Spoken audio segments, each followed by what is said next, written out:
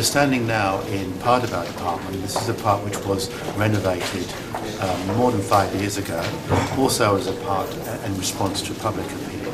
And as you see, it's beautiful, spacious, light, totally fulfills requirements, but it's only able to look after a few of our patients. And we tend to have our sickest patients in this part of the department, and we have a larger other area which suffers from two things, well, many things.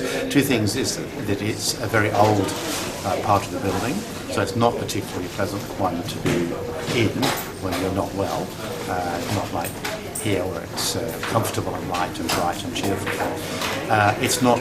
There are not enough spaces for us to do things, and it has some specialist facilities which we're really in desperate need of, which we don't have currently. So the objective, this is all about Father's Day appeal, and just as you may know, in a cardiac ward such as this, about 70% of our admissions are male, and some of those are older, of course, but many are in the age when they have children and they're active fathers, and many, of course, grandfathers.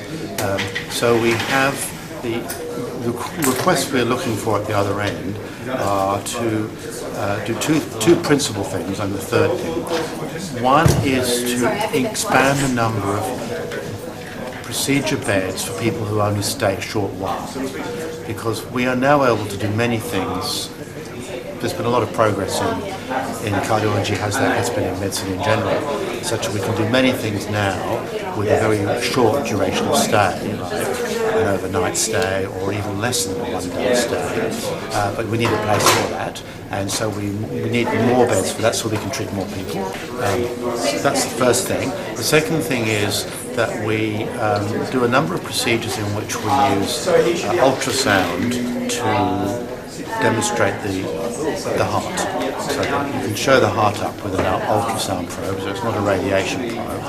But you get reasonably good pictures if you put the probe on the outside of the heart, but you get much better pictures if you swallow the probe down into the gullet.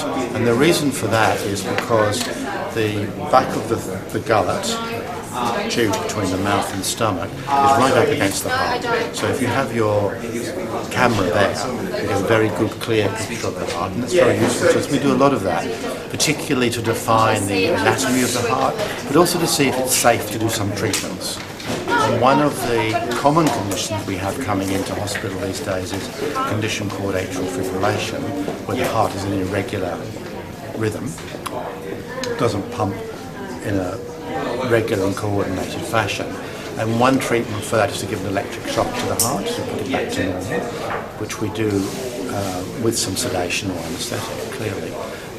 But often it's not safe to do that unless you've had a good look at the heart first, and we often use this what's called a transesophageal probe, or look down the back of the heart to do that. So it's very common, and almost between 8 and 10% of our admissions are this. Now, it's very useful to have a place where we can do that for everyone when they come in, as well as our routine patients. So the second objective of the fundraising is to have a dedicated room and equipment so we can do that every day on anyone coming into hospital.